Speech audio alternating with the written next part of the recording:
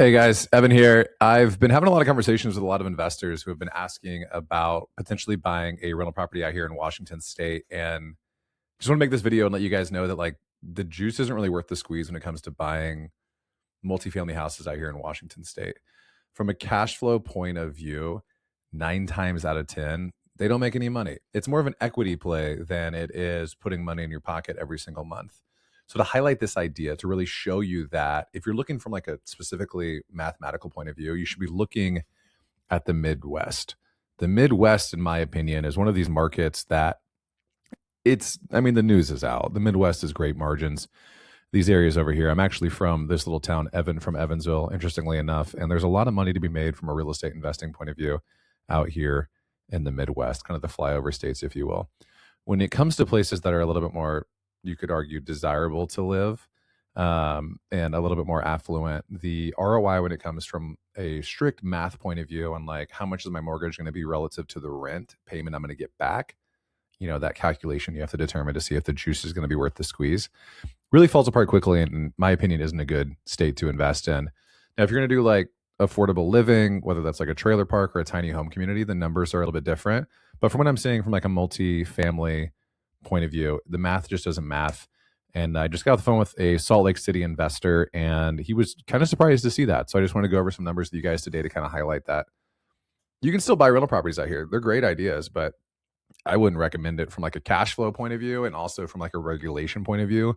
The landlord laws in Washington State are very strict and very favoring of the tenant, which is good for, a bunch of reasons. But in terms of like putting money in the bank, maybe not the best idea, especially when it comes to, evicting or whatever you may have to do in bad situations. So let's just dive into a few properties. So up here at the top, you can see 385K. It's a lot of money. 4-bed, 4-bath. So I'm going to think it's probably a 1-1 quadplex, 1-bed, 1-bath, but it's going to be pretty tight. I mean, each unit, I can't do the math. What is that? 600 square feet a unit. So not a big place at all. And scrolling down here into the numbers, I mean, 400K for this, like that's just, I wouldn't recommend, you're not going to make that back. Yakima rents are usually pretty low relative to what you're going to get in the Seattle area. But you notice I've got my parameters here set up to a 500K cap. We want to keep it multifamily, ideally a fourplex. The more we can get, the better. And it's for sale. If we delete this, we're going to see a lot more options, but so our margins are also going to disappear. We can see some duplexes popping up, but here we have a duplex, a 2-bed, 1-bath on either side duplex for 400K. I used to live in Spokane, so I know the rents fairly well, and I'm just going to throw a number out here without doing too much diving in on this property, but let's say it's going to rent for maybe like 1,200 each side. Maybe might be high, but we'll be optimistic here. So 1,200 each side, so $2,400 a month. What's your mortgage going to be? And that's after you put 25K down. Not a good investment. Wouldn't buy it. Coming on over here, we've got another duplex. That's just like, the math just doesn't math when it comes to buying rental properties out here in Washington State, guys.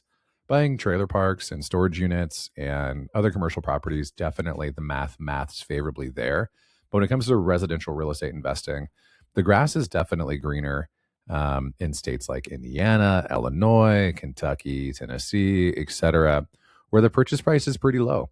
We'll go to my hometown, Evansville, Indiana here, and we'll look at some properties, and I'm confident we'll find a cash flowing property here quickly. I've got 59 seconds left, so let's see if I can find it before Loom times me out. Here we have a 4-bed, 2-bath for 1,400 square feet, listed at 120K. You can probably get them under that. It's been on the market for almost 2 months.